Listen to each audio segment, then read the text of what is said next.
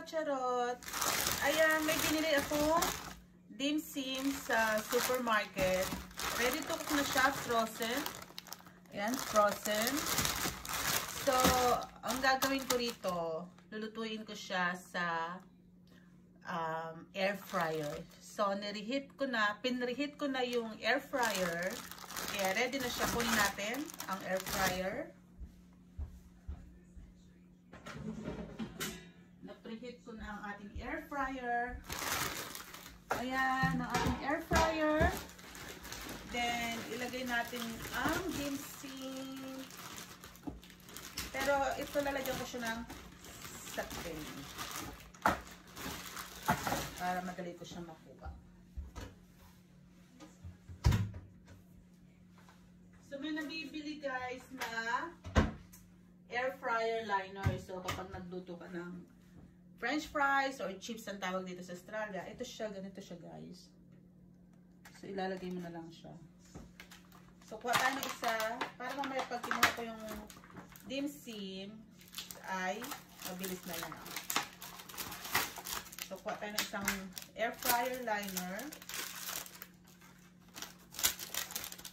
Ayan. Ayan, ilagay natin siya dito sa ating air fryer. At lagyan natin ang dim sim.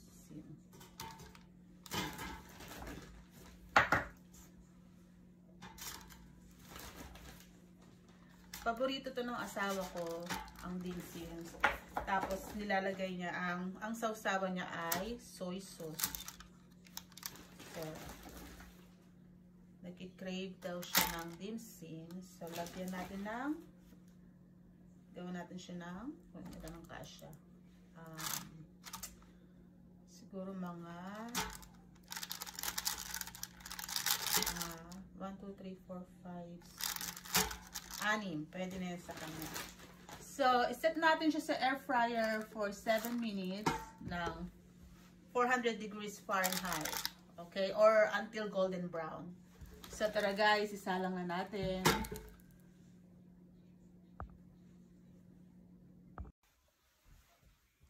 Hi guys! Ayan, luto na ang ating dim sims na niluto ko sa air fryer. Ayan, try natin. Transfer natin siya sa plate. Ayan. Just sa plate. Then, i-try natin. Let's see. That one. Bali, total of 14 minutes ko siya niluto sa air fryer. Una, 7 minutes. Then, binaliktad ko ng another 7 minutes. Ayan. And, this is our soy sauce. Ganito sila dito yung dim sim. Sa soy sauce lang nila sinasawsaw. Yan ang ating soy sauce. Then, let's try. Mainit kaya hindi tayo magkakamay. Oh, lambot.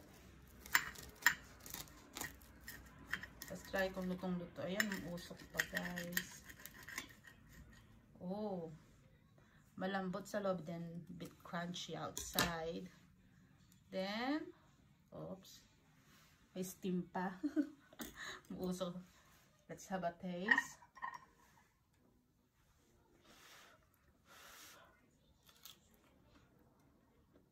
Yum. Crispy outside and then soft inside. Yum.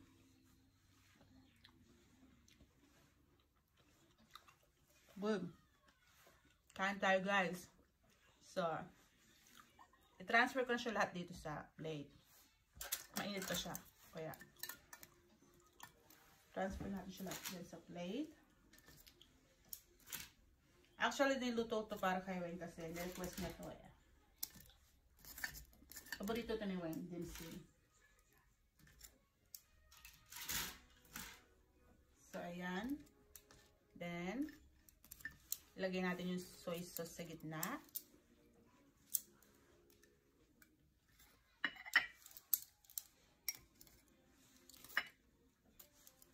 Ayan guys, ready na ang ating dim sims na Niluto ko sa air fryer. Kain tayo guys!